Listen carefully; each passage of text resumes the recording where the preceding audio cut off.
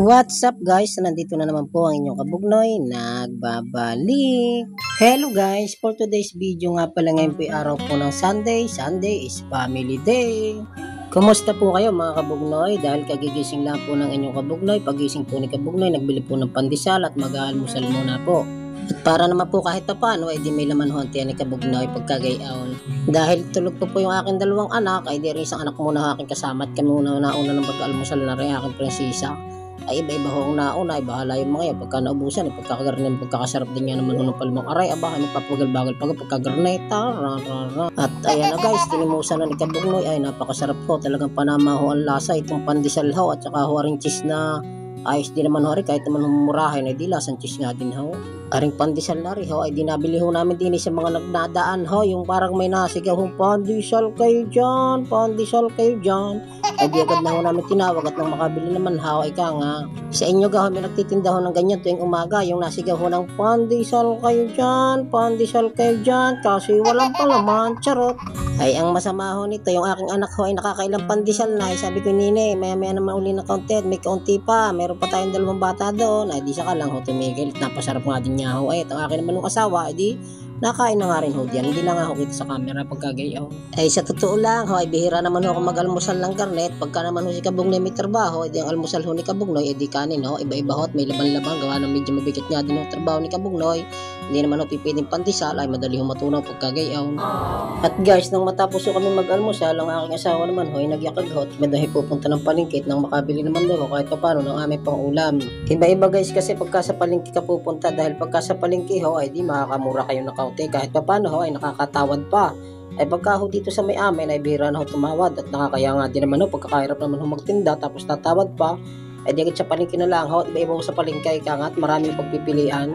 At agad yun ho, hinataw dyan ang aking brum brum. Ay talaga ho namang malapit-lapit na nga din ho kami sa palengke na Sariaya. Nandito na ho kami sa mahabang tulay. Aba, ay pagka gusto nyo din lang magpatiwakal, ay di pumunta lang ho kayo dito tapos tumalong kayo. Ay awan, pag hindi ngayon, patay, di yari. Joke lang ha, pinapatawa ko lang kaya. Pagka naman kami magpapakamatay pa, ay pagkakasarap po mabuhay tapos magpapakamatay kayo. Yung iba nga ho, ika nga eh, kahit may sakit eh, gusto pang mabuhay, pa kayo malakas. Ay talaga rin si kabugnoy, may pagkaluko-luko din nga naman pagka ganun tao. Ito ay walas tikwalang jaw. Yan guys, nandito na ho, hapit na. Ang tulin mo ng mga nakabisikleta ay talagang halos umubartik nga ho di sa akin tricycle like.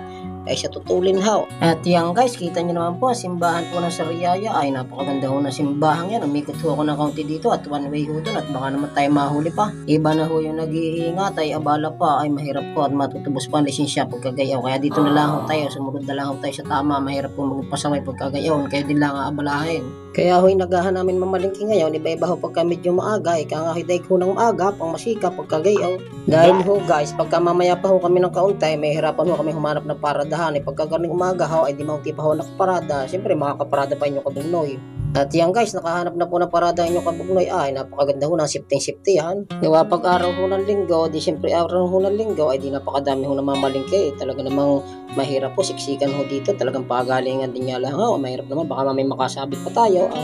Ay wala ibabayad pagkagayon yung kabugnoy. At dito nga ho, naglalakad na ho papuntang palengke yung kabugnoy. Kita nyo naman guys, balot na balot ang mukha ni kabugnoy. Ay takot nga din mangitim. May pagkakaarte rin niya. Wala ho tayo guys magagawa. Isipin nyo ka sa mga lalaki na ni kabugnoy tapos mangingitim pa. Aba, ay baka wala ho mapaibig diyan kahit bakla pagkagayon. Charot.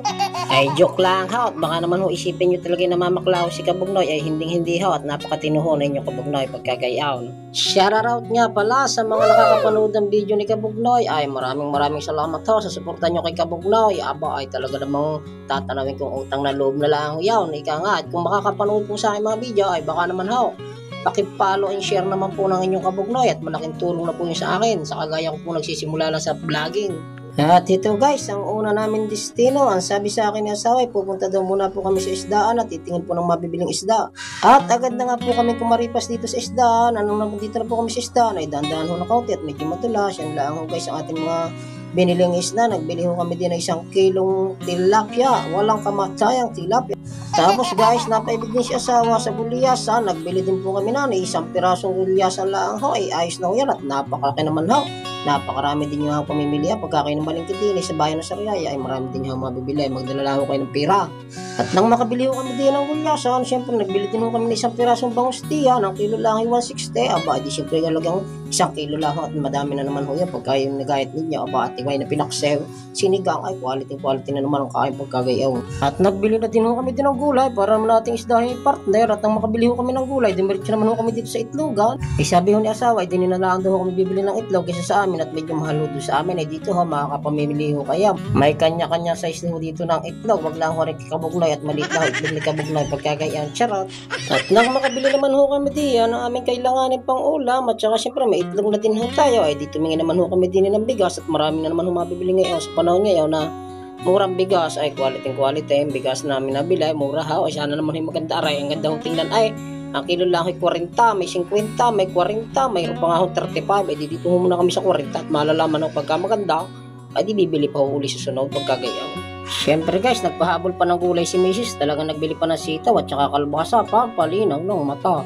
Ay masarap nga din ho igisayaw, nakapartner pritong isda ay quality ang kain. Paano ba yan guys? Hanggang dito na lang video na inyong kabugdoy. Sana po inyo nagustuhan. Paalam!